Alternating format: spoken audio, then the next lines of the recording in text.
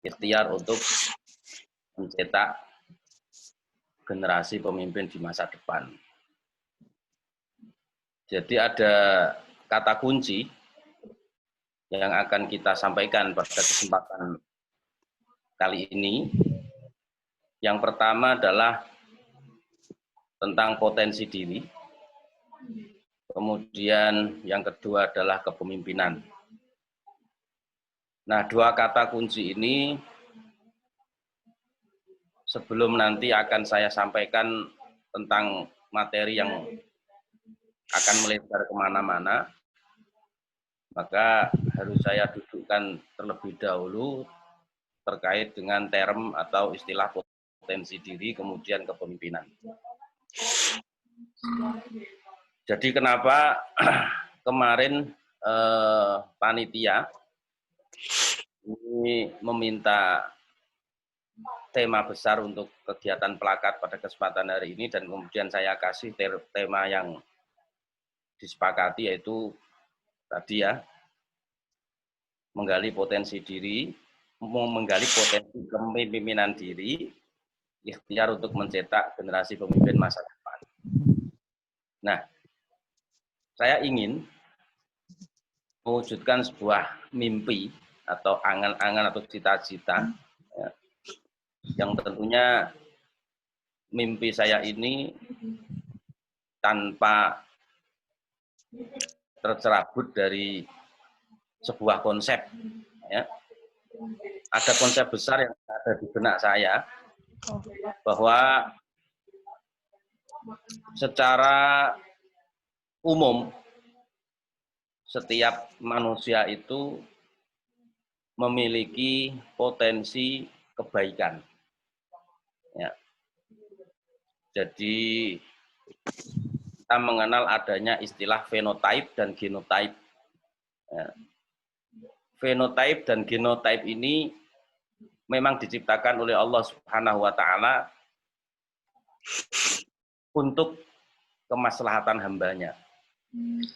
Genotype ini terkait dengan masalah potensi yang dimiliki manusia sejak lahir. Ya. Lalu kemudian yang kedua adalah fenotype. Fenotype ini adalah potensi yang dimiliki manusia setelah dia terlahirkan dan hidup di sebuah lingkungan tertentu. Nah, dua hal ini antara genotype dan fenotype ini memang harus disadari penuh oleh setiap insan, oleh setiap manusia, bahwa dua hal ini memang betul-betul bisa memainkan peran yang sangat penting bagi sebuah kehidupan manusia. Ya. Terkait dengan genotype, sejak lahir ini manusia diberi oleh Allah berupa akal pikiran, kemudian indera penglihatan, kemudian indera pendengar.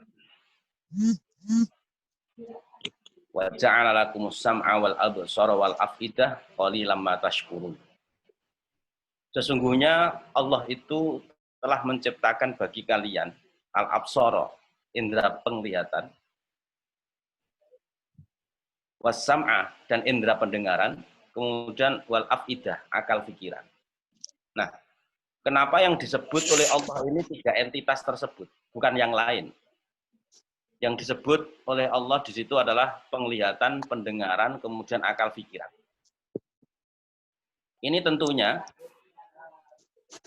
memiliki arti yang sangat penting sekali ketika Allah hanya menyebutkan tiga hal itu. Padahal sebenarnya Allah itu menciptakan banyak sekali bagi manusia. Tapi yang disebut hanya tiga.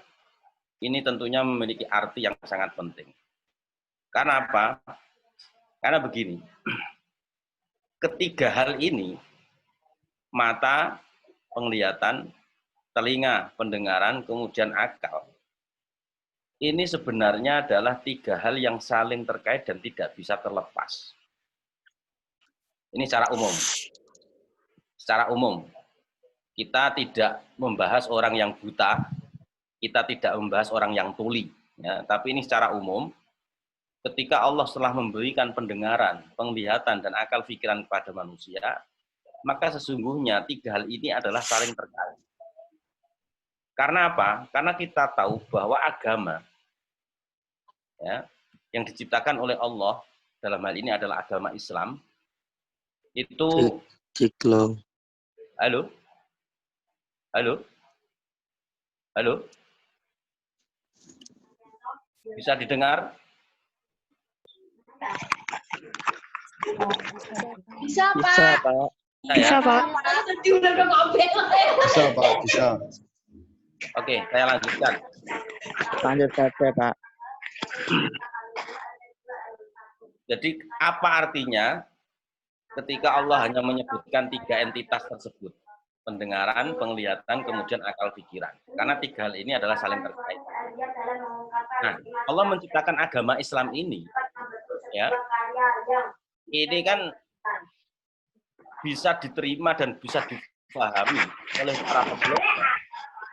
Ini tentunya melalui internalisasi tiga hal tersebut. Internalisasi penglihatan, internalisasi pendengaran, kemudian internalisasi akal. Nah, akal ini akan bisa menginternalisasi segala sesuatu jika di situ sudah tertangkap oleh indera penglihatan. Begitu juga akal ini akan bisa menginternalisasi sesuatu jika itu sudah ditangkap oleh telinga. Nah, kita tahu bahwa agama yang kita peluk, agama Islam, ya, ini secara garis besar itu dia berasal dari sebuah periwayatan. Nah, periwayatan ini akan bisa tangkap dengan indera pendengaran. Karena kita tahu sendiri bahwa Al-Quran itu adalah disampaikan. Otomatis jika disampaikan, maka akan diterima oleh telinga. Begitu juga hadis. Hadis ini disampaikan oleh baginda Nabi, kemudian didengar, diterima oleh pendengaran. Lalu kemudian dari ini muncullah internalisasi akal. Jadi dengan adanya indera penglihatan, adanya indera pendengaran, kemudian adanya internalisasi akal, maka disinilah manusia akhirnya bisa memahami agama itu bagaimana. Sehingga manusia itu bisa memahami dirinya itu siapa. Dirinya itu siapa. Nah, dari sini kemudian kita memahami betul bahwa modal yang telah diberikan oleh Allah ini yang berupa tiga entitas tersebut, mata, penglihatan, pendengaran, lalu kemudian akal pikiran, ini adalah sebuah potensi yang telah diberikan oleh Allah, yang seharusnya potensi ini harus kita gali terus, harus kita manfaatkan terus, yang tentunya untuk menciptakan hal-hal yang positif, bukan sebaliknya.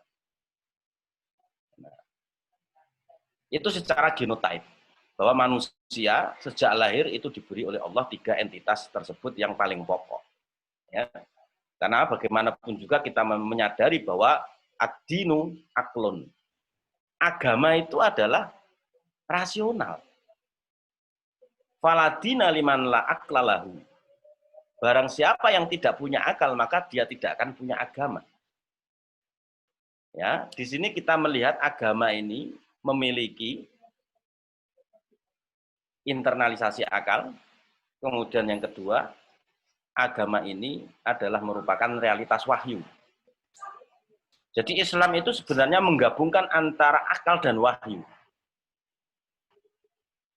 Menggabungkan antara akal dan wahyu. Sehingga dua hal ini, akal dan wahyu, di dalam agama Islam ini tidak akan bisa terpisah. Contoh begini, kalau agama itu adalah akal, ya, dalam tataran praktis, ya, kita bisa menangkap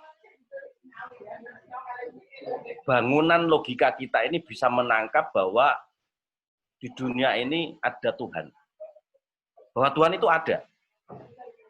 Akal kita bisa menangkap. Di samping nanti ada wahyu yang menyampaikan tentang hal itu. Nah, akal kita nanti akan bisa menemukan bahwa Tuhan itu ada. Ya, kalau di dalam disiplin ilmu teologi, ya, ini kita akan diajak untuk bagaimana melogikakan wujudnya Tuhan. Ya, logika wujudnya Tuhan itu, ya, sangat sederhana sekali sebenarnya. Ya. Logika kita akan tergiring pada sebuah kesimpulan wujudnya Tuhan itu bermula dari hal yang paling sederhana, yaitu apa yang ada di sekitar kita. Misalkan, ya, adanya tumbuhan, adanya tanaman, adanya binatang. Ini semua tidak wujud dengan sendirinya. Pasti ada yang mewujudkan. Ya. Nah, kemudian jika nanti terus kemudian kita dibantah dengan bantahan yang seperti ini loh. Memang yang namanya misalkan binatang kucing itu bisa wujud ya karena dia punya induk. Ya. Induknya bisa wujud karena dia punya induk lagi. Sampai pada sesuatu yang tidak berujung. Nah, sesuatu yang tidak berujung itu adalah muhal kalau di dalam urusan teologi. Jadi segala sesuatu jika tidak berujung, ya, ini tidak mungkin. Pasti ada ujungnya. Maka oleh karena itu, ujungnya siapa? Dari binatang itu ada, itu yang mewujudkan misalkan induknya dari induknya, semua. Ini sampai ke batas yang tidak ada ujungnya. Sampai pada sesuatu yang tidak ada batasnya dan tidak ujungnya. Nah, itu tidak mungkin. Maka akhirnya logika kita bisa menangkap, oh berarti ada Diwan. Ada zat yang maha satu yang pastinya mewujudkan binatang tersebut. Begitu juga dengan diri kita. Begitu juga dengan tanaman yang ada di sekitar kita. Jadi itu contoh bahwa agama itu adalah rasional. Ya, ini. Nah, kemudian dijelaskan oleh wahyu. Ya, dijelaskan oleh wahyu. Ya, bahwa di situ dikatakan bahwa laukana fihi ma'alihatun illallahu lafasadata. Jika di dunia ini ada dua Tuhan, maka dunia ini akan hancur. Ya, berarti Tuhan itu tidak dua, Tuhan itu satu. Kenapa? Karena jika ada dua Tuhan, maka masing-masing akan saling tarik ulur. Yang satu berkehendak menciptakan lautan, yang satu tidak ingin. Kemudian yang satu ingin menciptakan langit, misalkan yang satunya tidak ingin, akhirnya bertengkar dengan sendirinya sehingga tidak akan bisa terrealisasi. Nah, itu wahyu yang mengatakan. Dan wahyu ini adalah sangat rasional. Nah, ini nih. Ini berarti kita kembali ke pembahasan tadi bahwa agama itu adalah rasional. Maka tidak ada orang yang beragama itu kecuali dia ini memiliki akal dan logika. Makanya kenapa di dalam Islam itu orang yang tidak berakal itu tidak terbebani dengan hukum. Ya karena memang dia tidak berakal. Nah, kembali kepada potensi. Jadi potensi-potensi yang telah diberikan oleh Allah ini ya harus kita gali terus agar supaya ini bisa menjadi semakin bermanfaat bagi diri kita. Ini langkah awal ini minimal bagi diri kita. Lalu kemudian ketika diri kita sudah bisa merasakan kemanfaatan-kemanfaatan itu, baru kemudian kita memberikan kemanfaatan itu kepada sesama, kepada orang-orang yang ada di sekitar kita. Nah, dari potensi-potensi yang ada itu, kemudian Allah menjelaskan ketika pada waktu itu ada banyak malaikat-malaikat Allah yang notabene-nya bisa dibilang protes lah kepada Allah. Kenapa engkau menciptakan manusia, wahai Allah? Padahal makhluk engkau selain malaikat itu telah berbuat kerusakan di muka bumi. Ya. Jadi dahulu sebelum Adam tercipta, itu ada makhluk yang namanya Banul Jan. Banul Jan ini adalah dari kalangan jin. Itu di dalam keterangan kitab-kitab tafsir, dan ini sudah menjadi populer adanya, bahwa Banul Jan, anak-anaknya jin, generasi-generasi jin itu sudah wujud terlebih dahulu sebelum Adam. Ini melakukan kerusakan di atas muka bumi. Lalu kemudian Allah berfirman, wa id qala rabbuka lil malaikati inni ja'ilun fil ardi khalifah. Qalu ataj'alu fiha ma yufsidu fiha wa yasfiku dima wa nahnu nusabbihu bihamdika wa nuqaddisu lak. Jadi, wahai para malaikat, saya ini menciptakan manusia di muka bumi ini, saya jadikan sebagai khalifah. Nah, lalu khalifah, ini perlu kita dudukkan makna yang sebenarnya itu bagaimana. Jadi khalifah di dalam literatur kitab-kitab tafsir itu dijelaskan bahwa khalifah ini adalah orang-orang yang memiliki tugas dan tanggung jawab untuk memberlakukan aturan-aturan dari Allah agar supaya diterapkan di dunia dan bisa mengawal aturan-aturan tersebut. Itu namanya khalifah. Ingat, ini jangan kemudian ditarik ke ranah politik. Ya. Jadi kekhalifahan manusia itu adalah sebagai tugas sekaligus pengabdian.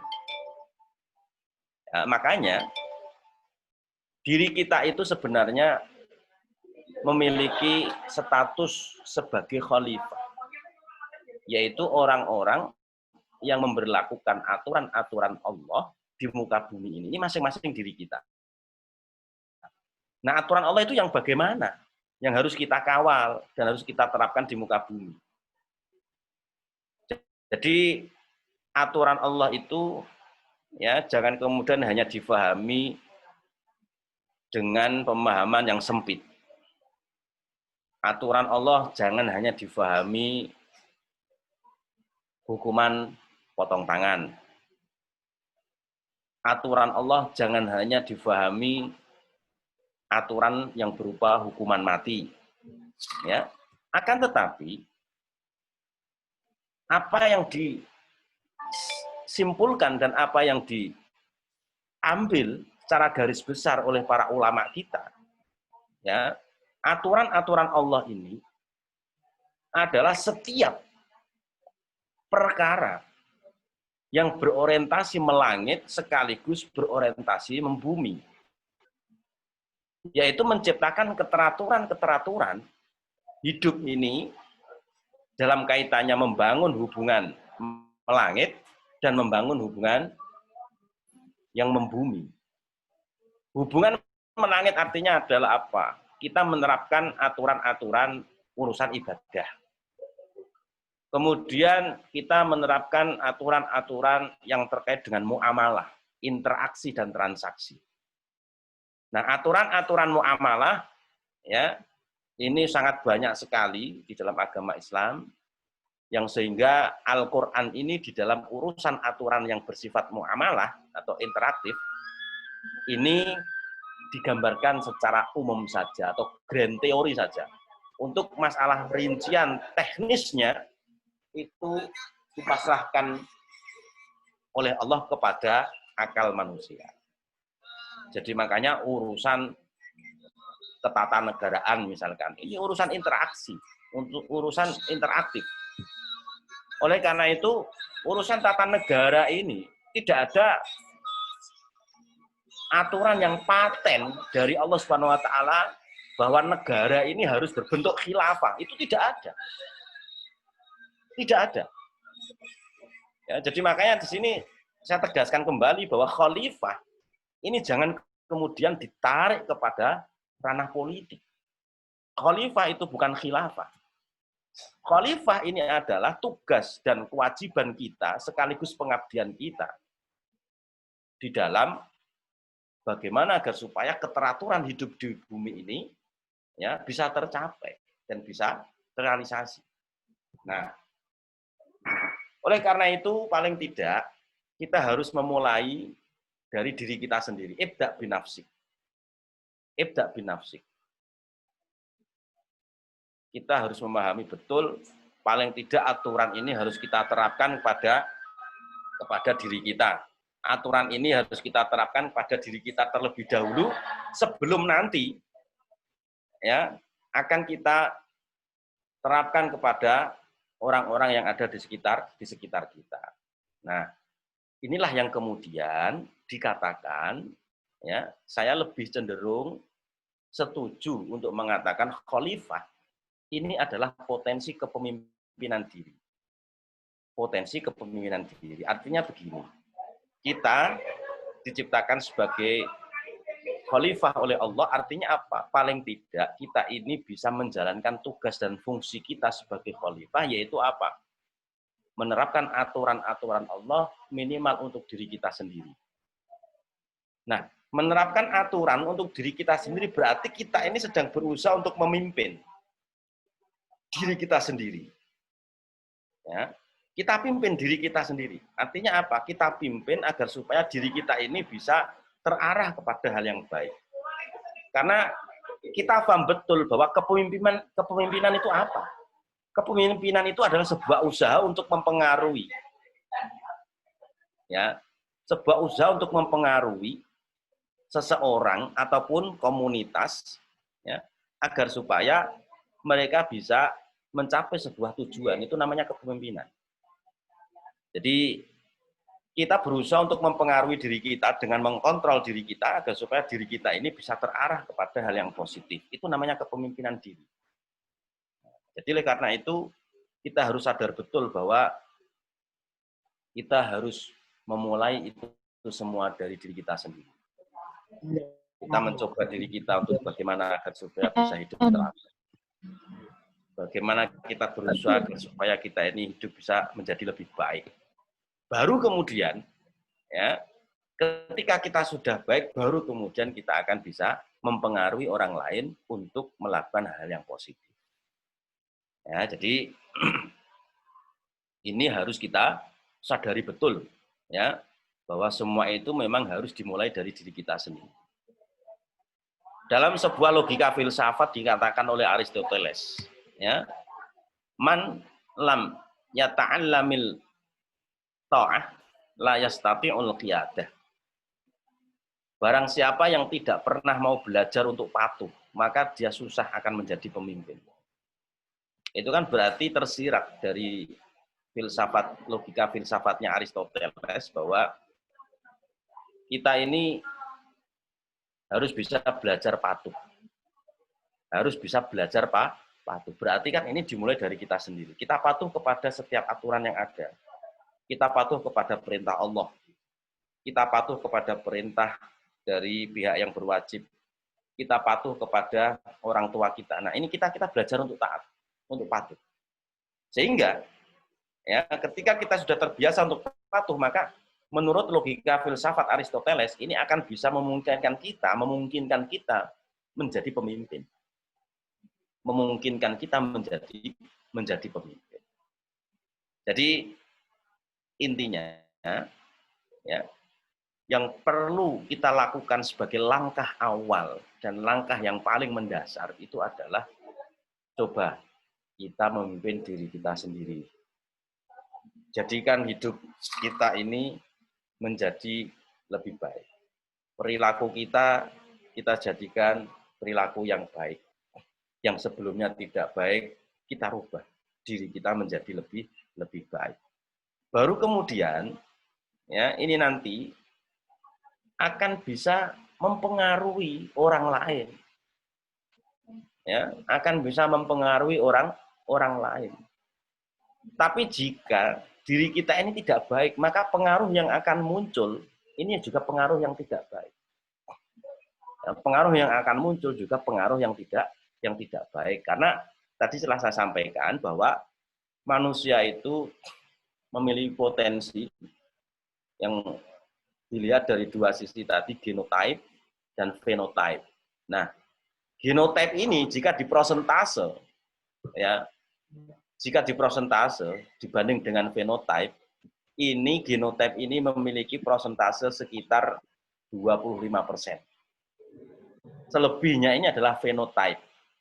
Phenotype ini adalah potensi yang dimiliki oleh manusia karena dia hidup di sebuah lingkungan. Karena dia hidup di sebuah lingkungan sehingga ya faktor fenotype inilah nanti yang akan sangat berpengaruh kepada kondisi potensi diri manusia. Contoh misalkan, makanya disabdakan oleh baginda Nabi, kullu mauludin yuladu alal fitrah. Jadi setiap manusia yang dilahirkan itu terlahirkan dalam keadaan fitri, dalam keadaan suci. Nah ini genotype. Fa'abawahu yuhawidani ayunasfirani. Lalu kemudian kedua orang tuanya lah yang nanti akan menjadikan ia beragama Nasrani, beragama Yahudi. Berarti ini faktor fenotype, lingkungan. Jadi makanya seseorang itu akan menjadi baik atau buruk, ini sangat sekali dipengaruhi oleh faktor lingkungan.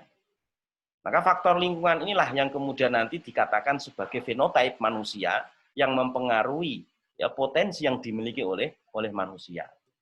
Tapi secara genotype manusia itu memiliki potensi kebaikan. Nah, jadi makanya bagaimanapun juga di samping kita ini harus memulai dari diri kita sendiri, ya. Maka yang kedua, langkah yang kedua adalah bagaimana kita ini bisa menciptakan sebuah lingkungan yang baik. Minimal lingkungan yang baik ini dimulai dari lingkungan kecil, yaitu keluarga. Lingkungan keluarga. Kalau misalkan para mahasiswa ini belum berumah tangga, ya ciptakanlah lingkungan kebaikan itu di keluarga kalian. Kalian hidup dengan kedua orang tua, dengan saudara. Minimal kalian harus menciptakan lingkungan yang baik dalam sebuah keluarga. Jika kemudian nanti sudah berkeluarga sendiri misalkan, ya ciptakanlah keluarga kalian nantinya menjadi lingkungan yang baik.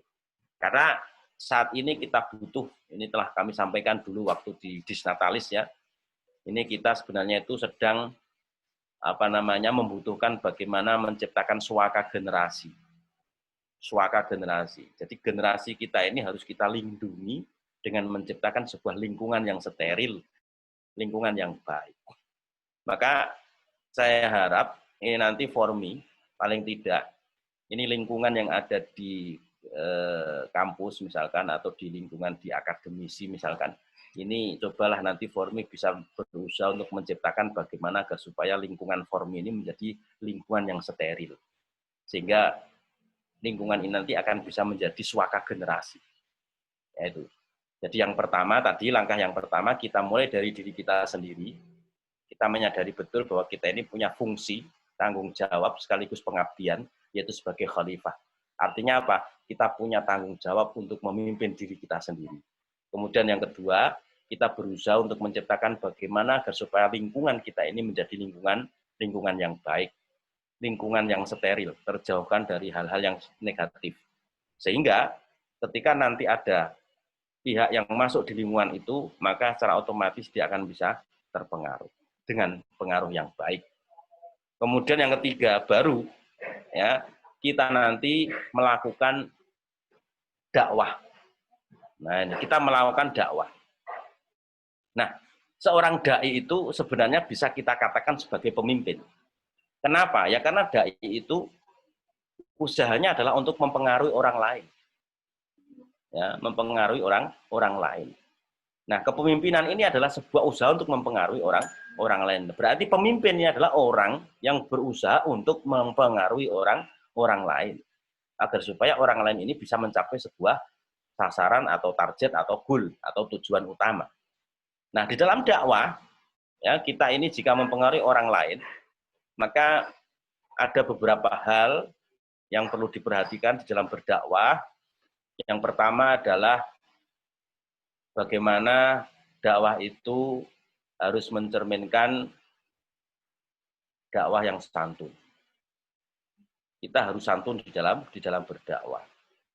Ya, al-muamalah bil husna hiya afdalu thariqin li nashril Islam.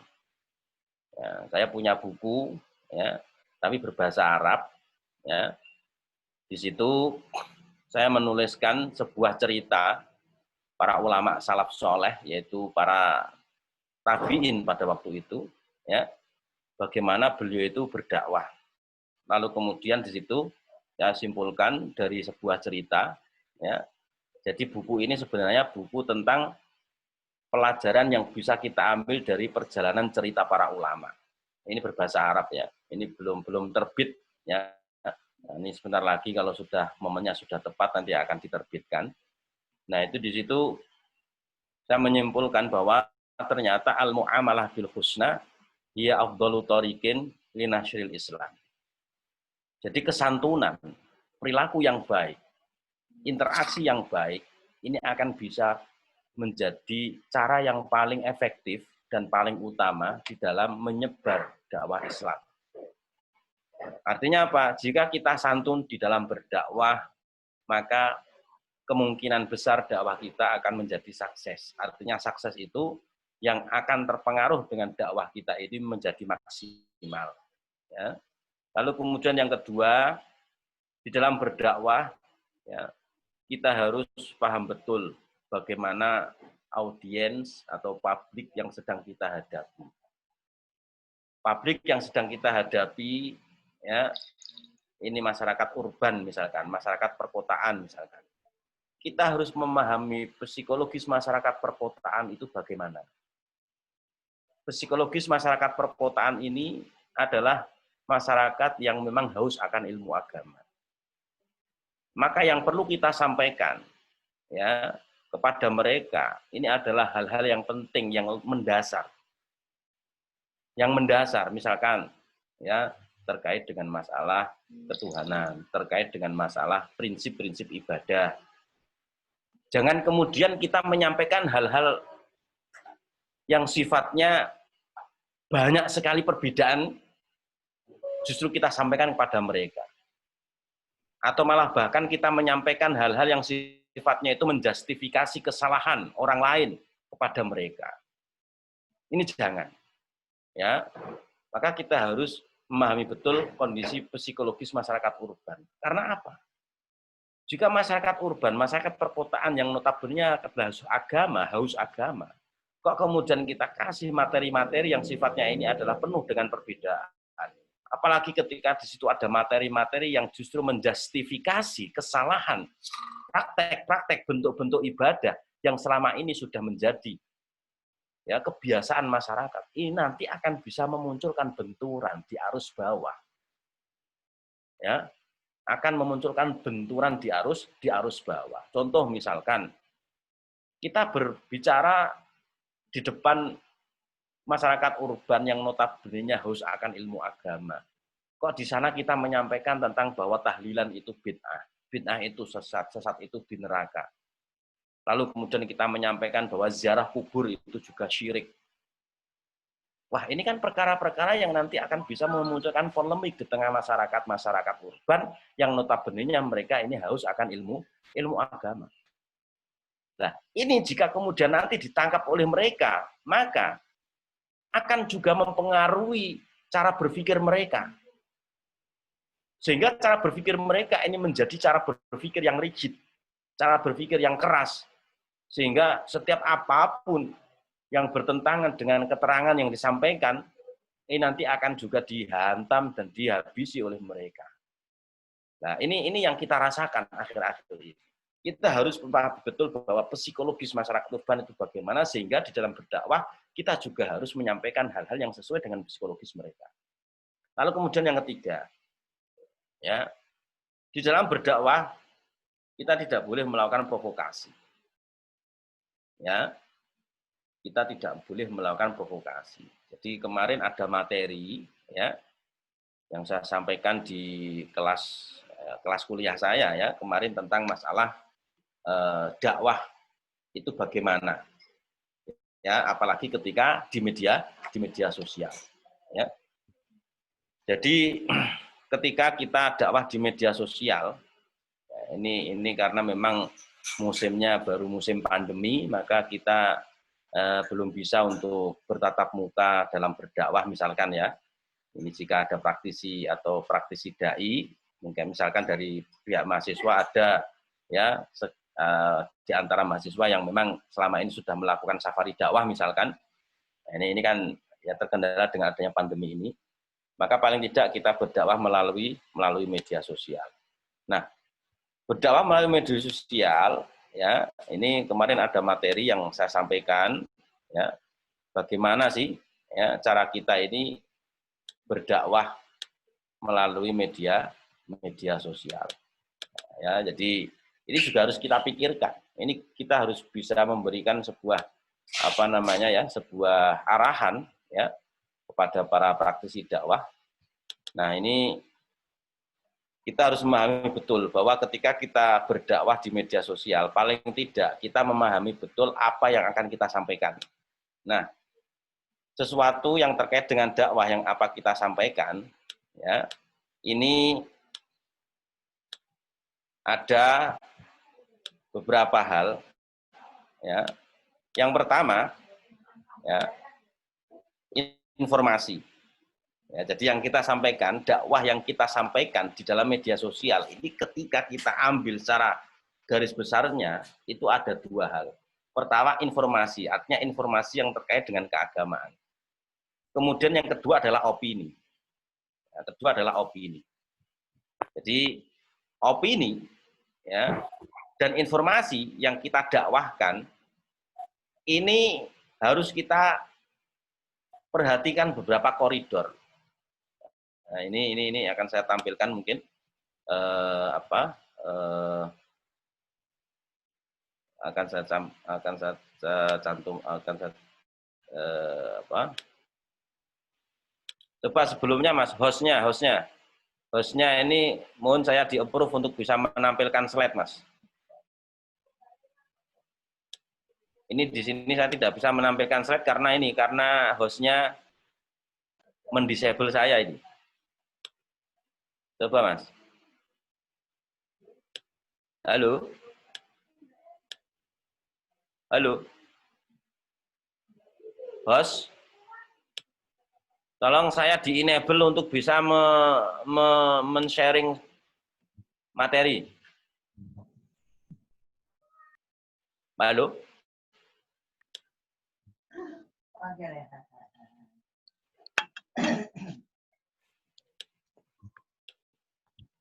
Tolong hostnya meng-enable saya untuk bisa ya Gus, bentar Gus. Men-share. Ya baik Gus, bentar. Materi. Ya sebentar Gus. Iki, Gus.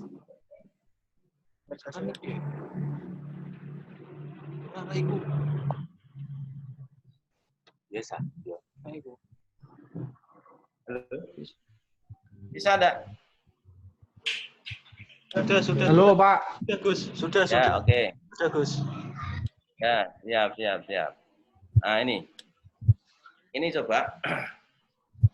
Jadi yang kita dakwahkan, ya, ini ada dua hal. Yang pertama adalah informasi. Artinya informasi yang tentunya terkait dengan keagamaan. Ya. Kemudian yang kedua adalah opini. Kita mendakwahkan opini dan kita mendakwahkan informasi. Nah, yang perlu digarisbawahi, kedua hal tersebut sebelum didakwahkan melalui media sosial ataupun media-media yang pendakwah harus memperhatikan beberapa koridor berikut. Yang pertama adalah in kunta naqilan fasihah au mudda'iyan fad-dalil. Jadi konten yang berupa informasi keagamaan maupun opini-opini keagamaan ini harus kita verifikasi dan harus kita cari validitas sumbernya. Ya. Jadi in kunta naqilan fasihah au mudda'iyan fad-dalil. Ya. Kita harus melakukan verifikasi konten dan juga kita harus melakukan validitas sumber. Agar supaya apa yang nanti kita sampaikan bukanlah merupakan hoax. Ya, baik itu informasi maupun opini. Ya. Lalu kemudian, yang kedua adalah komunikatif. Informasi dan opini yang kita sampaikan ini harus komunikatif. Artinya komunikatif adalah bahwa apa yang kita sampaikan itu mudah difahami oleh audiens. Apa yang kita sampaikan ini mudah diterima dan mudah dicerna oleh audiens. Lalu kemudian kita di dalam menyampaikan informasi maupun opini itu dengan cara berseru, tidak berseteru. Ya.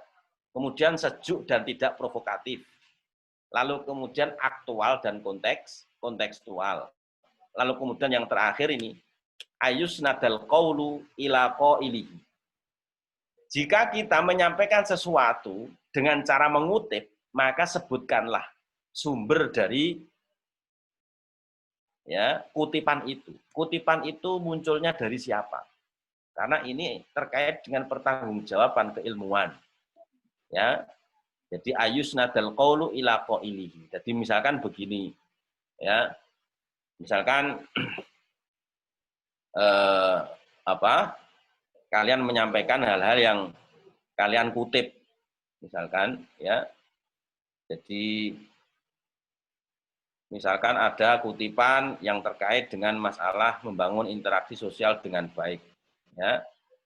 Jadi ahlul fadli hum ahlul fadli malam yaro fadlahum, misalkan. Orang yang mulia adalah mereka yang mulia selama dia tidak merasa dirinya mulia. Sebagaimana ini disampaikan oleh Fudail bin Iyad. Misalkan, itu di situ nanti kita sampaikan siapa koilnya, siapa pembicaranya, siapa yang menyampaikan itu pertama kali. Karena ini juga termasuk barokatil qaul. Keberkahan sebuah ucapan itu akan muncul ketika ucapan itu kita sebutkan siapa yang bertanggung jawab pertama kali mengucapkan itu. Nah, ini juga tadi termasuk dalam validitas sumber. Ya. Nah, lalu kemudian ketika kita petakan, berarti konten dakwah kita ini bisa berupa informasi keilmuan agama. Ya, contohnya misalkan informasi ini bisa kita ambil dari keterangan-keterangan yang ada di kitab. Lalu kemudian opini. Nah, opini ini adalah hasil internalisasi akal kita di dalam memahami. Ya, di dalam memahami sehingga kita bisa menyimpulkan. Karena kita punya potensi yang namanya akal teoritis. Ya. Jadi akal manusia itu ada 3 tingkatan. Pertama akal tamyizi, akal pembeda. Yang kedua adalah akal tajribi, ya. Akal yang berasal dari sebuah pengalaman empiris, akal empiris. Kemudian yang ketiga adalah akal nazori, akal teoritis. Nah, akal tamyizi ini adalah akal yang bisa membedakan mana yang baik dan mana yang buruk. Kemudian yang kedua adalah akal tajribi, akal empirik. Ini adalah akal yang bisa menyimpulkan segala sesuatu karena berdasarkan pengalaman. Berdasarkan apa yang ia lihat, berdasarkan apa yang ia dengar. Kemudian akal teoritis ini adalah akal yang memiliki kemampuan untuk menteorikan sesuatu. Nah, ini. Makanya opini ini adalah munculnya dari akal teoritis. Ya, misalkan, ya, jika tadi dikatakan bahwa orang yang mulia adalah mereka yang mulia selama dia tidak merasa dirinya mulia. Ini coba, opininya yang akan muncul bagaimana? Kita akan bisa membuat sebuah kesimpulan teoritis, ya, bahwa berarti, ya, kemuliaan itu tidak harus, ya, diproklamirkan oleh dirinya sendiri. Kemuliaan diri itu bukan dengan cara diproklamirkan diri. Jadi ketika ada orang yang mengaku dirinya mulia, malah justru orang tersebut tidak orang yang mulia. Itu opininya. Ya, ini. Nah, jika konten dakwah itu berupa informasi, maka ayusnadal qaulu ila qailiha. Jika itu berupa opini, maka in kunta naqilan fasiha au muddayan fadalil. Informasi berarti harus valid, opini harus bisa dipertanggungjawabkan. Terus kemudian konten dakwah ini harus muqtadul hal. Muqtadul hal ini adalah bersifat, ya, kontekstual, ya, bersifat kontekstual, sesuai dengan keadaan, relevan. Nah, caranya bagaimana? Harus bisa dilakukan secara komunikatif, aktual dan sejuk. Begitu juga yang opini harus komunikatif, kontekstual dan kemudian sejuk. Ya, ini dakwah yang harus kita pahami betul melalui media sosial, ya. Jadi diharapkan nanti Formi ya, ini bisa bijak ya di dalam berdakwah dan dalam menyikapi dakwah-dakwah yang didengar maupun yang disaksikan, baik itu melalui media sosial ya ataupun yang yang didengar atau yang diperoleh dari media-media yang lain ya. Ini jadi kesimpulannya ya, kepemimpinan ya ini harus kita mulai dari diri kita sendiri ya, harus dimulai dari diri kita sendiri. Kita pimpin diri kita ini, artinya kita arahkan dan kita pengaruhi diri kita ini menjadi individu-individu yang baik. Lalu kemudian yang kedua, bagaimana kita ini memiliki tugas untuk menciptakan lingkungan-lingkungan yang steril sehingga nanti bisa diharapkan kita ini bisa melakukan suaka generasi. Kemudian yang ketiga, baru kita melangkah untuk dakwah ya dengan metode-metode atau dengan cara-cara yang tadi telah kita sampaikan ya. Intinya ini semua menjadi tanggung jawab kita semua. Jadi tidak hanya mahasiswa yang jurusannya agama saja, tidak. Semua mahasiswa yang beragama Islam ini punya tanggung jawab ya, dan punya fungsi sebagai khalifah. Artinya dia ini punya tanggung jawab dan pengabdian untuk memimpin diri sendiri.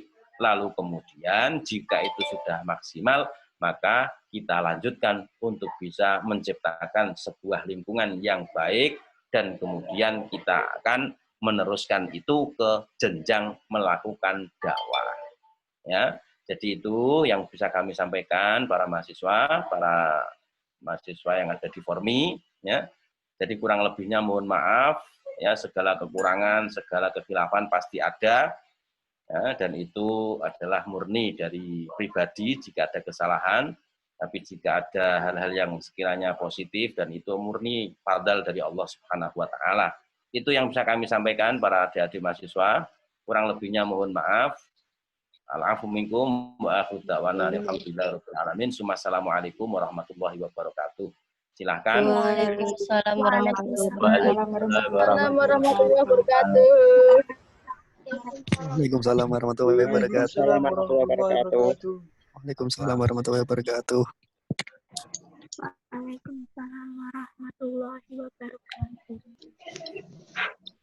Oke, waalaikumsalam warahmatullahi wabarakatuh. Oke, terima kasih Gus Nasih atas materi yang disampaikan yang bertema menggali kepemimpinan diri. Waalaikumsalam warahmatullahi wabarakatuh. Masa depan.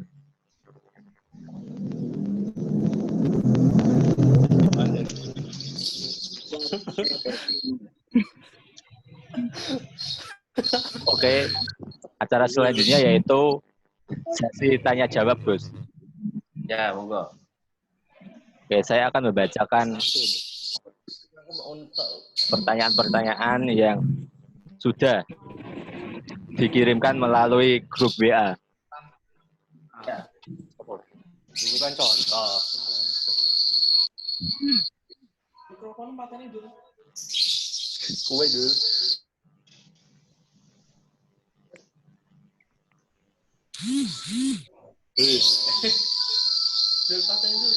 Oke, untuk peserta bagi yang ingin bertanya pada Gus Nasih bisa dipersilahkan atau bertanya lewat grup WA peserta. Terima kasih. Monggo yang bertanya.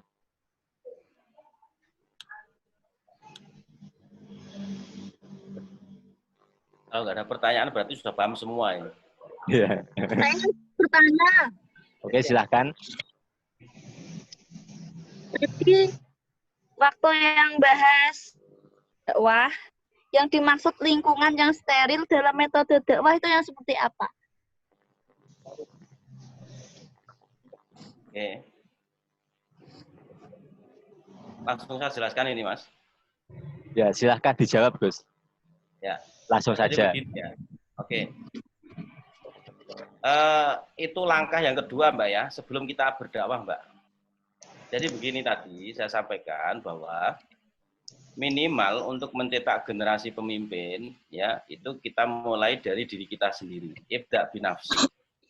Kita mulai dari diri kita sendiri untuk memimpin diri kita. Bagaimana agar supaya kita ini bisa lebih baik.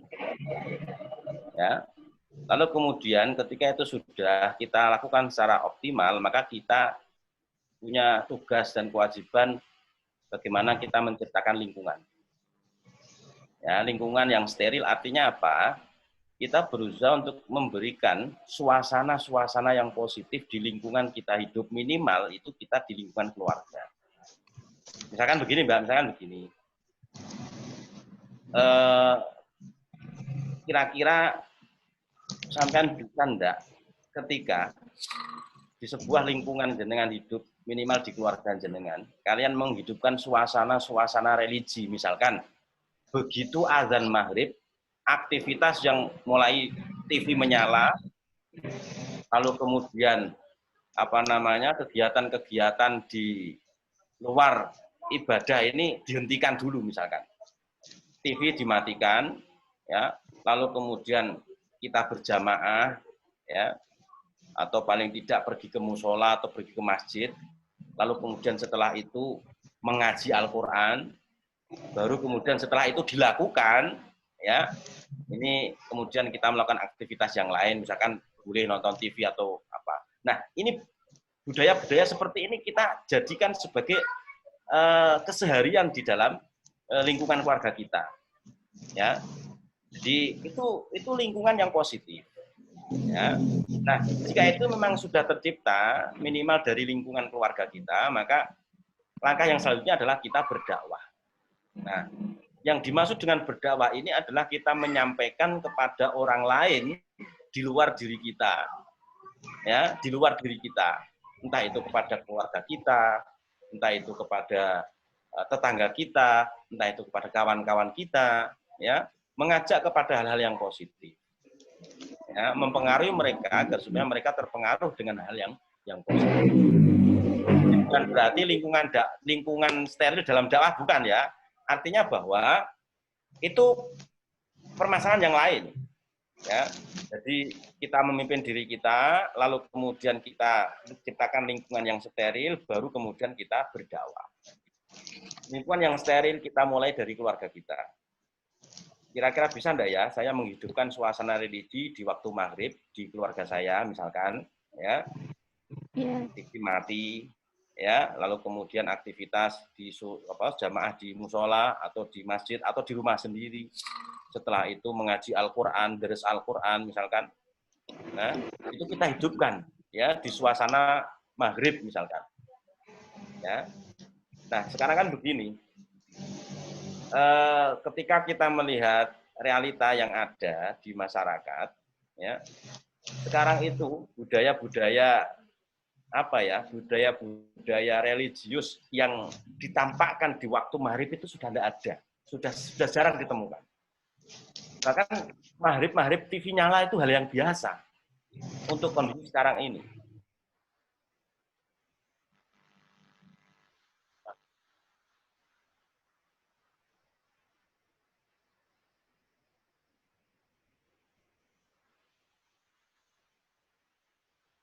Hal yang sifatnya itu bersifat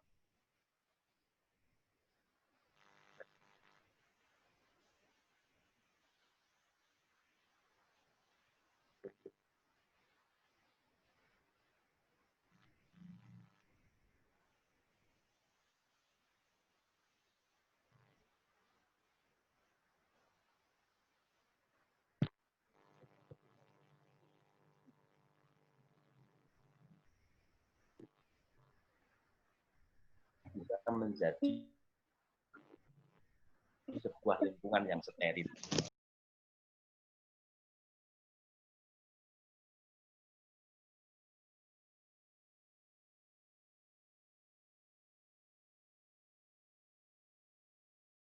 Saya mau bertanya.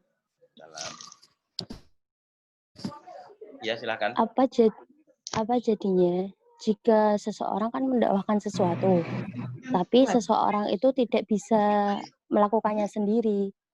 Itu bagaimana, Pak? Tidak bisa menerapkan sendiri. Tidak bisa mengerjakan sendiri.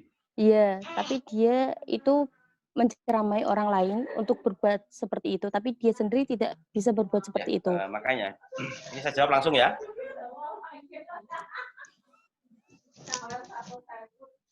Ini saya jawab langsung ya. Jadi begini, Mbak. Ada standar, ya, ada standar di dalam bagaimana kita berusaha untuk mempengaruhi orang lain untuk melakukan hal yang positif. Standarnya adalah sebagaimana yang dikatakan oleh Allah, kabura maqtan antaqulu ma la taf'alun, adalah sebuah dosa besar jika kalian mengucapkan hal-hal yang kamu sendiri tidak melakukan. Lalu kemudian, ya, baginda Nabi pun sering sekali menjelaskan bahwa ibda binafsik, mulailah dari diri kamu sendiri. Ya, mulailah dari diri kamu sendiri. Jika kemudian kita mengajak orang lain untuk berbuat baik, sementara saya tidak berbuat baik, itu, ya, kalau di dalam literatur keislaman itu dikatakan sebuah aib atau cacat yang sangat besar sekali. Itu adalah sebuah cacat. Ya, jika kemudian di sana nanti, ya, kemudian di sana nanti ada yang mengatakan bahwa ya berdakwah itu ya pokoknya mengajak, nggak peduli orang itu melakukan atau tidak. Ya, nah itu dalam kondisi-kondisi tertentu. Itu dalam kondisi-kondisi tertentu. Contohnya begini. Ya. Ada orang tua. Orang tua ini pemabuk. Dia menyadari bahwa mabuk itu dosa, dia paham. Tentunya orang tua ini tidak ingin jika anaknya ikut-ikutan mabuk. Nah, lalu kemudian orang tua itu bilang kepada anaknya, kamu jangan mabuk. Awas kalau kamu mabuk saya hajar kamu misalkan. Nah, ini kondisi-kondisi tertentu yang artinya bahwa jika orang tua yang seperti itu bisa dikatakan lebih baik daripada membiarkan anaknya mabuk meskipun dia sendiri mabuk. Ini satu kondisi tertentu. Kemudian jika kita berbicara di ranah publik, kita menyampaikan hal-hal yang sifatnya mengajak sementara saya sendiri belum bisa melakukan. Nah, maka ini kita berbicara masalah pantas dan tidak pantas. Meskipun dikatakan oleh Allah kabura maqtan antaqulu ma la taf'alun. Ya, adalah sangat menjadi dosa besar jika kamu berkata apa yang tidak kamu lakukan. Ya, itu sebenarnya dosa besar karena ini permasalahan pantas dan tidak pantas, layak dan tidak layak. Perkara itu layak dan tidak layak itu terkait dengan masalah dosa dan tidak dosa. Ya, pantas dan tidak pantas itu kita berbicara masalah dosa dan tidak dosa. Tidak pantas karena memang mengandung dosa. Pantas karena memang tidak dosa. Ya, layak karena memang tidak dosa. Kemudian tidak layak ya karena memang dosa. Jadi memang begini. Halo? Jadi memang begini, ya. Kalau kita berbicara di ranah publik, ya, kita berdakwah di ranah publik, maka ya pedoman yang harus kita lakukan adalah kita harus memulai dari diri sendiri. Contohnya begini, saya sendiri itu ketika bulan Syawal itu kan disunahkan puasa, ya. Jadi setelah hari raya Idul Fitri, ya, itu 6 hari disunahkan untuk melakukan puasa Syawal. Saya sendiri tidak pernah melakukan. Saya tidak pernah melakukan puasa Syawal itu. Ya. Nah, di sini saya tidak pantas jika kemudian ketika saya ceramah, ketika saya dakwah ini menyampaikan dan memerintahkan para audien untuk ayo do poso. Nah, ini tidak mungkin saya lakukan. Karena saya sendiri tidak bisa melakukan dan karena tidak pernah melakukan, misalkan itu contoh. Nah, kalau memang kita berbicara di ranah publik. Tapi jika kemudian di ranah keluarga atau kita berbicara dengan teman kita, kita saling menasehati, meskipun kita sendiri ini, mohon maaf ya, kita sendiri ini masih kurang, ya itu sebenarnya tidak masalah. Tapi jika sudah dalam ranah publik ini yang akan menjadi masalah. Kabura maktan antaqulu mala taf'al. Itu, Mbak, bisa dipahami, bisa dimengerti. Oh, berarti kalau dalam ranah kayak saling menasihati sama teman, itu Ya, berarti enggak apa-apa, Pak? ya, itu lebih baik daripada tidak dilakukan.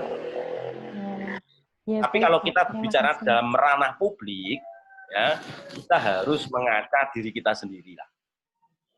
Tapi kalau misalkan kan dibicarakan dalam ranah publik, dia juga baru mulai memperbaiki diri sendiri, tapi dia sudah berani untuk berceramah. Itu bagaimana? Apakah boleh atau tidak? Nah, itu ya. Jadi begini, ini yang sedang banyak menjadi sorotan ya. Ini saya paham betul arahnya kemana.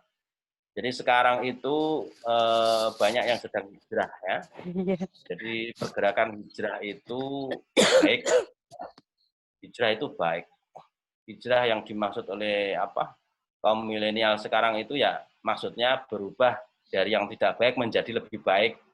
Yang semula tidak memakai jilbab, lalu kemudian memakai jilbab, ya itu baik. Ya, tapi kemudian jangan dibelokkan ya. Jadi jangan dibelokkan ke arah yang bermuatan politik atau ke arah yang pergerakan-pergerakan yang sifatnya itu menentang kebijakan pemerintah dan seterusnya. Pada intinya itu baik, ya asal tidak dibelokkan. Kadang itu kita tidak menyadari, ya kalau kita itu ternyata dibelokkan, ya tapi semoga tidak. Nah, begini, bagi orang yang sedang belajar, apa yang ia tahu maka ia sampaikan, kan begitu. Apa yang tidak dia tahu maka jangan sekali-kali engkau menyampaikan hal yang tidak tahu. Nah, yang menjadi permasalahan dan problematika adalah orang yang baru belajar Islam, tentunya pengetahuannya sedikit. Maka kemudian ketika dia berbicara banyak tentang Islam, maka ini yang perlu disayangkan. Maka ini yang perlu disayangkan. Tapi kalau misalkan ya orang yang baru hijrah itu sudah memakai jilbab, lalu kemudian dia menasihati kawannya, Mbak, kamu itu kalau pakai jilbab itu lebih cantik loh. Karena jilbab ini adalah mahkota wanita misalkan. Itu ya boleh-boleh saja, sah-sah saja. Tapi lalu kemudian jika dia berbicara dalil misalkan ya, berbicara dalil bahwa di dalam Al-Quran itu ya jilbab itu wajib. Tapi barang siapa kalau tidak memakai jilbab maka dikhawatirkan dia nanti akan menjadi kafir dan seterusnya loh. Urusan jilbab kok tekan urusan kafir. Nah, kan begitu kan repot nanti akhirnya. Nah, yang disayangkan tuh itu. Jadi orang yang baru sedikit mengerti agama tapi dia sudah banyak berbicara tentang agama di ranah publik. Ini akan menjadi masalah. Masalahnya apa? Ya tentu akan bisa mereduksi Islam itu sendiri. Ya, ini yang menjadi masalah. Sebenarnya ketika dia berbicara dan menasihati, misalkan apa yang ia lakukan, kemudian dia menasihati kepada temannya sesuai dengan apa yang ia lakukan, itu sah-sah saja lah. Tapi jika sudah ngomong masalah agama secara panjang lebar, ya di depan publik, lah ini yang menjadi masalah. Sudah bisa dimengerti, Mbak? Iya, baik, Pak. Terima kasih ya, Pak. Ya, silakan. Sama-sama. Mohon maaf, Gus. Ini kembalikan saya ke menjadi host. Iya, monggo. Dengan yang mengaktifkan saya ke host kembali, Gus. Oh gitu ya. Sinten nih Yasmin, sinten Mas sinten? Imam Hafid. Ini Imam Hafid. Iya. Oh iya. Tadi soalnya koneksinya keluar sendiri. Lihat. Oke. Ada.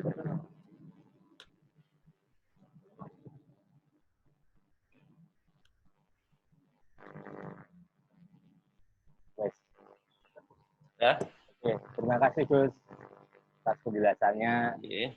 Dan saya hanya mungkin kami buka satu pertanyaan lagi pertanyaan terakhir, siapa yang mau bertanya? Saya mau bertanya, Pak. Ya, silakan. Silakan Mimit Hamidah.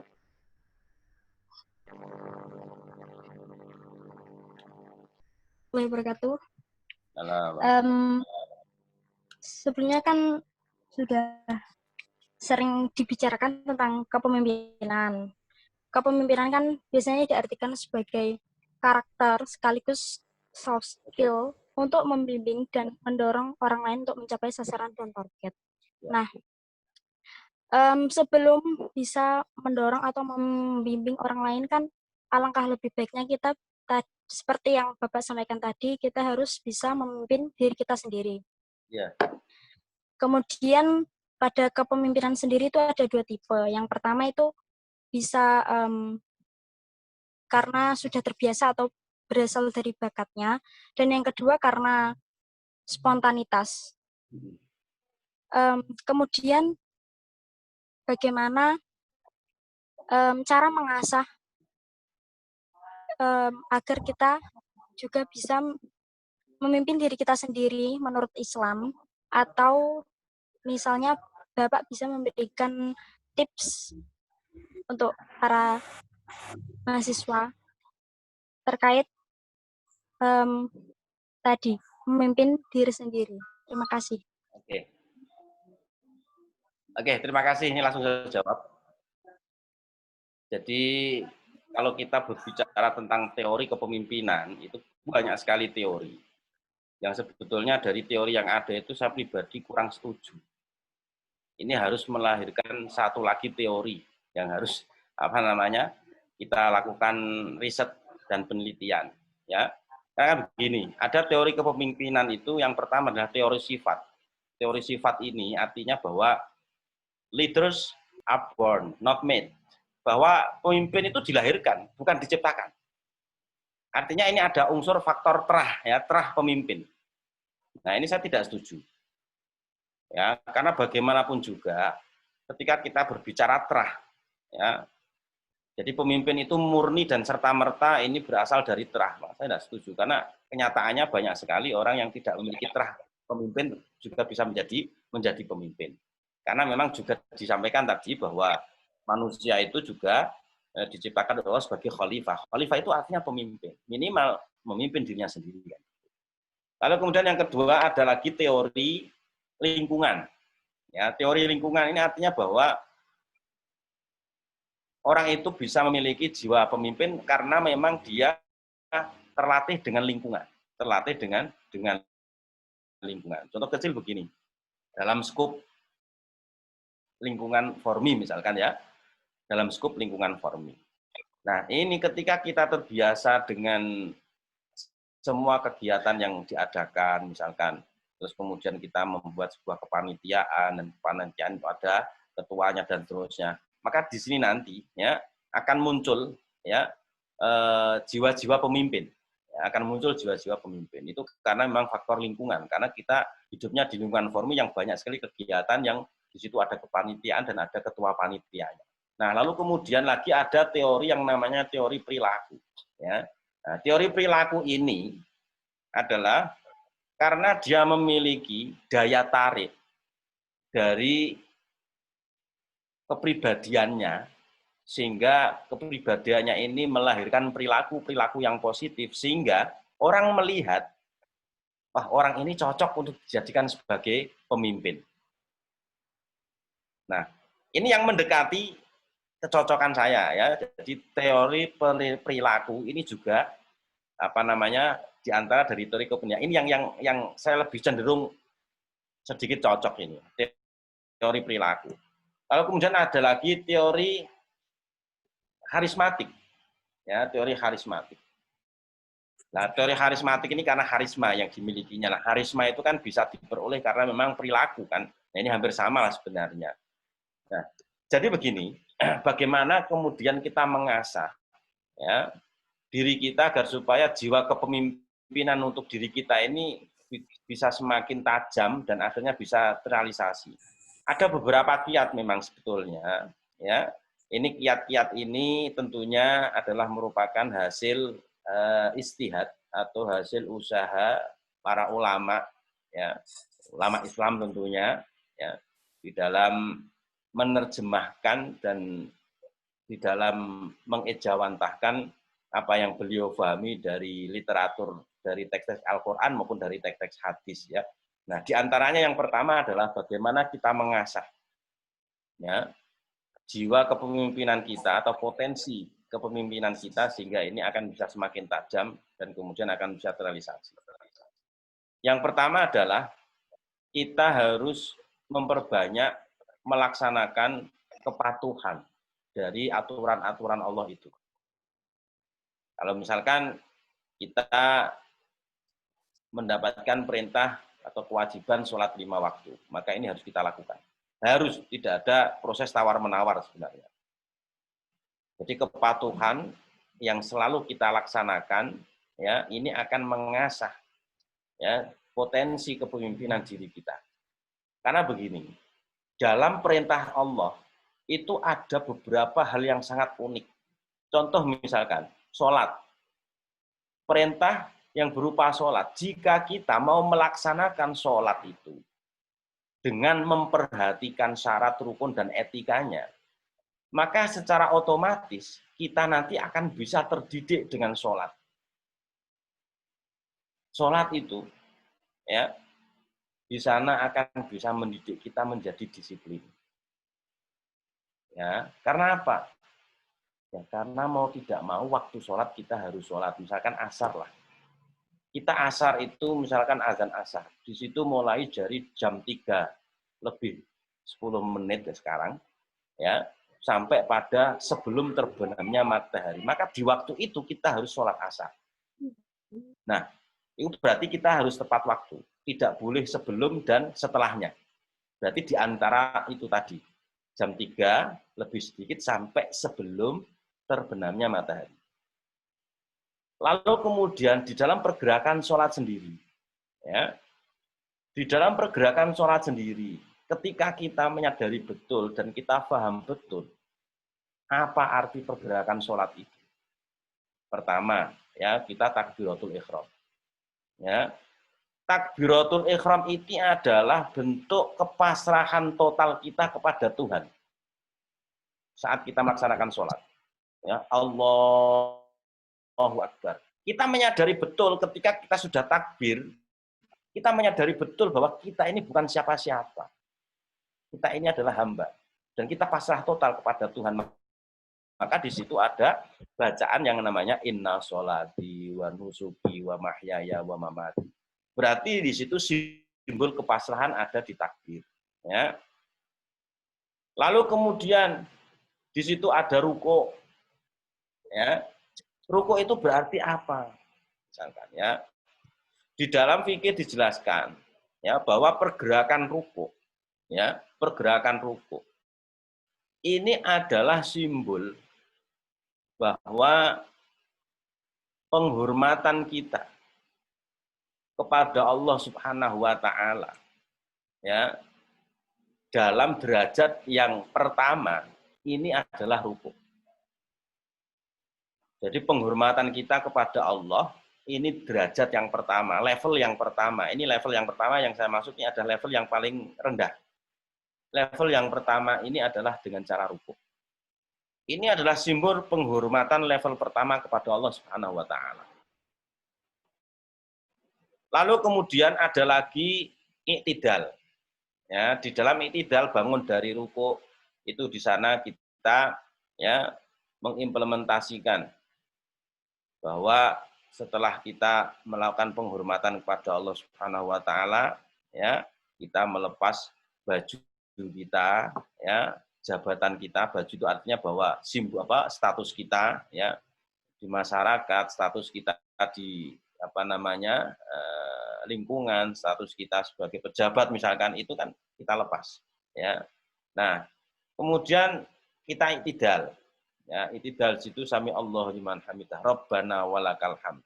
Ketika kita sudah melakukan penghormatan, kita bersyukur kepada Tuhan dengan i'tidal. Ya, i'tidal itu adalah aplikasi syukur kita, implementasi syukur kita. setelah kita melakukan penghormatan kepada Tuhan. Lalu kemudian ada lagi sujud. Nah, sujud ini adalah penghormatan Tuhan level tertinggi. Karena ya di dalam fikih disebutkan, jadi aqrabu ma yakunul abdu li rabbi wa huwa sajidun. Posisi yang menunjukkan kedekatan seorang hamba kepada Tuhannya yang sangat dekat itu adalah sujud. Kalian meletakkan anggota yang paling utama di bawah.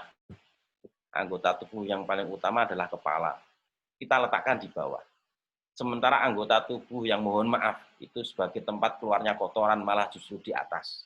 Pantat kita di atas, ya kepala kita di bawah. Ini adalah simbol penghormatan kepada Allah level tertinggi. Dan ini adalah merupakan simbol kedekatan seorang hamba kepada Allah yang sangat dekat. Nyatanya apa? Anta tahmisul ardu wa tasma'u man fis sama', bahasanya begitu. Kamu berbisik-bisik, ya berbisik-bisik di bumi, sementara penghuni langit mendengar semua. Penghuni langit mendengar semua. Ketika kita bersujud, bacaannya adalah Subhana Rabbiyal A'la wa bihamdi. Ya, Subhana Rabbiyal A'la wa bihamdi, Subhana Rabbiyal A'la wa bihamdi. Ini bacaan A'la, ya itu beda dengan bacaan Al-Azim. Jika ruku Subhana Rabbiyal Azim. Al-Azim dengan Al-A'la itu lebih tinggi Al-A'la. Ya, lebih tinggi Al-A'la. Maka di situ bentuk penghormatan. Nah, ini jika kita sadari betul pergerakan-pergerakan dari perintah Allah yang berupa sholat. Satu perintah saja itu sholat. Itu ketika kita rasakan, kita resapi, ya, kemudian ketika kita melakukannya, kita sertai dengan memenuhi syarat rukun dan etikanya. Itu akan sangat bisa memunculkan energi-energi positif di dalam mengasah ya potensi yang kita miliki. Ini. Makanya kenapa dikatakan innas sholata tanha 'anil fahsya'i wal munkar. Bahwa yang namanya sholat itu bisa mencegah kita untuk melakukan perbuatan yang keji dan mungkar. Tapi jika kemudian dibantah, loh itu Pak, banyak orang-orang pejabat yang korupsi itu kan juga orang Islam, dia kan sholat. Nah, itu yang salah bukan sholatnya. Itu yang salah bukan sholatnya, akan tetapi bagaimana dia mempraktekkan sholatnya. Itu bisa jadi sholatnya tidak berkualitas.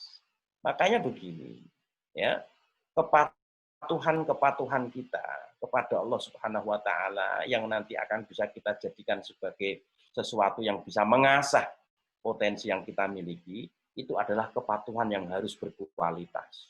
Kepatuhan yang harus berkualitas itu adalah kepatuhan yang disertai dengan memahami syarat, rukun, dan adab atau etikanya.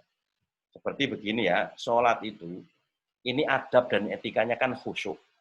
Khusyuk itu apa? Batasannya. Mungkin kita sendiri, mahasiswa mungkin masih banyak yang bingung, khusyuk itu bagaimana di dalam praktek sholat itu? Apakah khusyuk itu ketika sudah Allahu Akbar kita melupakan semuanya?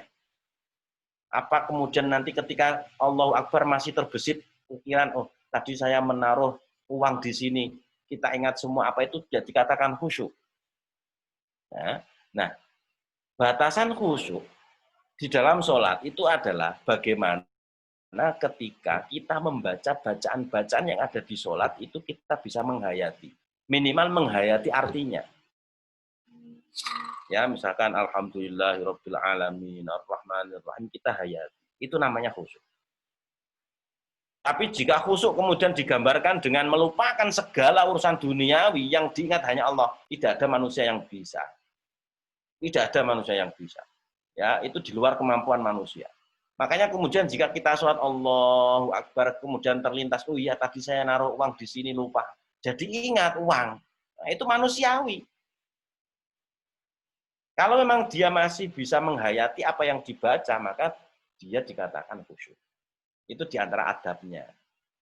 Ya, ada lagi adab sholat itu, ya, tidak hanya sekedar menutup aurat, ya, tidak hanya sekedar menutup aurat. Contoh bagi laki-laki, ya, aurat laki-laki itu mulai pusar sampai lutut, ya. Nah, Jika kemudian ada seorang laki-laki sholat dengan menggunakan celana 3/4, pusernya sudah ketutup, kemudian atasnya tidak pakai baju, sholatnya sah secara hukum. Tapi secara etika, baik atau enggak kira-kira? Tentu tidak baik secara etika. Masuk sholat komplit, kita mau menghadap dosen saja harus berpakaian sopan. Masa kita menghadap Allah tidak pakai baju kan begitu? Meskipun itu sah, selama auratnya tertutup. Ya, jadi pertama ya kita harus melakukan kepatuhan yang berkualitas. Ini agar supaya potensi-potensi kita ini bisa terasa. Lalu kemudian yang kedua, ya, agar supaya kita bisa mengasah potensi yang kita miliki adalah kita harus sering belajar dari kehidupan. Ya. Karena kan begini ya, don't stop learning because this life never stop teaching. Kita harus belajar terus, tidak boleh berhenti. Karena apa? Karena hidup ini tidak pernah berhenti mengajar kepada kita. Kita belajar dari lingkungan. Ya, kita belajar dari hidup kita. Contoh begini saja. Ya. Di dalam kehidupan bermasyarakat, ya, ini nanti akan bisa memunculkan kepekaan diri. Ya, sehingga kita nanti akan bisa peka terhadap sekitar kita.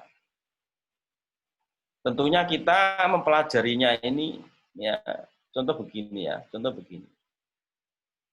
Misalkan kehidupan di lingkungan kita, ya, dari yang terdekat misalkan di sebuah keluarga. Ini kita punya saudara misalkan adik atau kakak. Ya, adik atau kakak. Nah, kebetulan adik atau kakak ini punya kebiasaan yang tidak baik.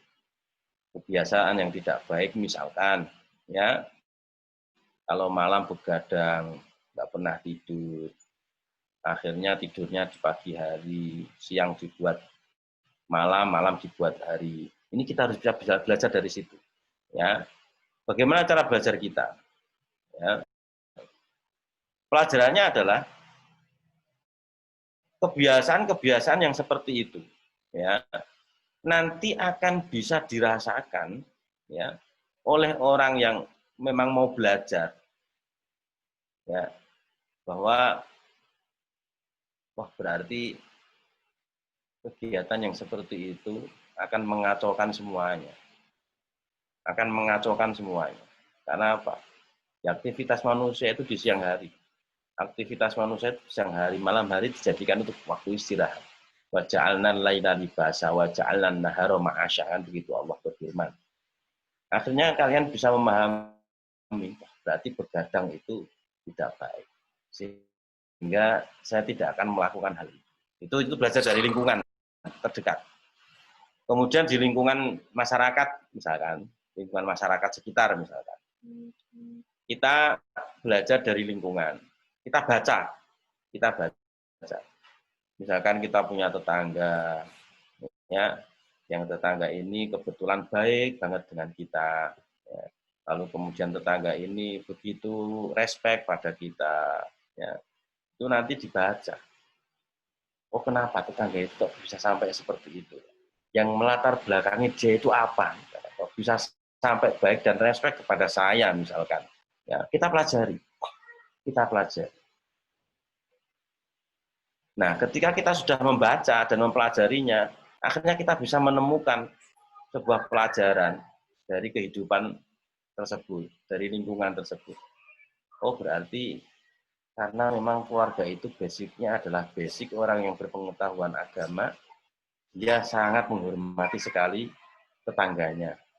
Karena baginda Nabi pun kan memerintahkan kita untuk selalu menghormati tetangga.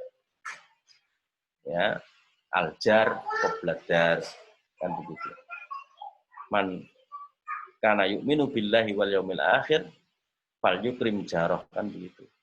Jika engkau mengaku beriman, maka ya harus memuliakan tetanggamu.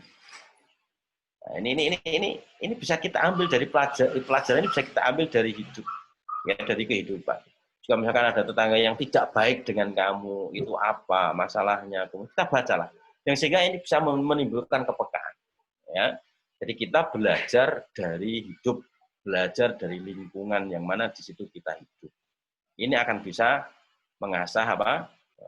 Kadang kan itu tidak kita sadari. Ini loh, kita kadang itu tidak merasa dan tidak mau belajar dengan kehidupan. Kita ini merasanya belajar ya baca buku. Belajar ya kepada guru.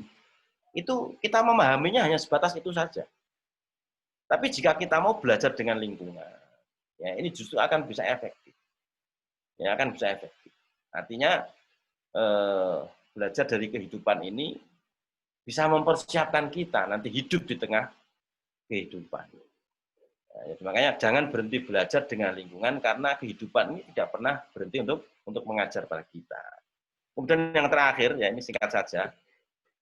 Trik dan tips yang terakhir adalah bagaimana agar supaya kita selalu terasah potensi diri kita, ya potensi kevalifan kita, ya kvalifan itu sebuah potensi yang ada di diri kita, yaitu dengan cara menyadarkan kesadaran diri, ya kita harus menyadari penuh, ya kesadaran penuh. Ini yang paling asasi itu kesadaran diri. Ya. Bagaimana kita ini menyadarkan diri, ya. Bagaimana kita ini menyadarkan diri bahwa kita ini punya tanggung jawab dan pengabdian sebagai khalifah. Ya, kesadaran. Ya, kembali lagi, kesadaran itu akan bisa kita peroleh jika kita patuh, jika kita mau belajar dengan kehidupan. Jadi intinya 3 itu. Ya. Yang pertama adalah kesadaran, ya, kemudian yang kedua adalah kepatuhan yang berkualitas, kemudian yang ketiga adalah belajar dengan lingkungan. Ya, jadi itu Mbak mungkin yang bisa kami sampaikan ya terkait dengan masalah tips dan trik bagaimana agar supaya kita bisa mengasah potensi diri kita sebagai khalifah atau orang yang minimal ya memimpin diri sendiri. Oke Pak, terima kasih. Iya. Terima kasih Gus Nasih. Banyak sekali pelajaran yang bisa kami ambil. Dan mungkin karena keterbatasan waktu yang kita punya, mungkin kita bisa akhiri sampai di sini. Semoga ilmu yang diberikan Gus Nasih bisa membawa manfaat bagi kita semua. Amin. Amin. Terima kasih Gus Nasih. Akhirul kalam. Wassalamualaikum warahmatullahi wabarakatuh. Waalaikumsalam warahmatullahi wabarakatuh.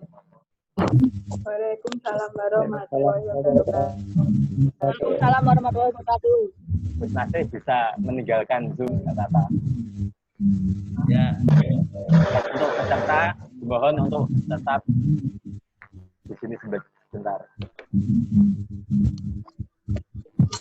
Karena akan ada pengumuman yang akan panitia sampaikan.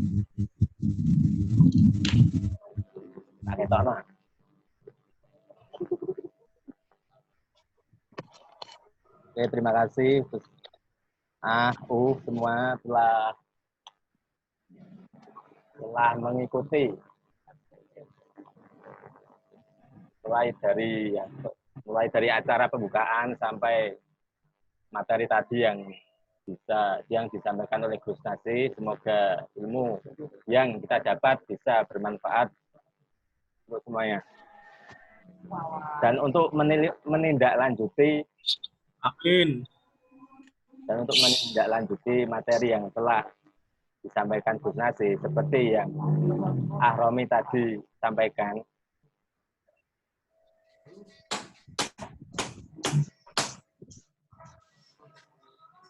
Cek.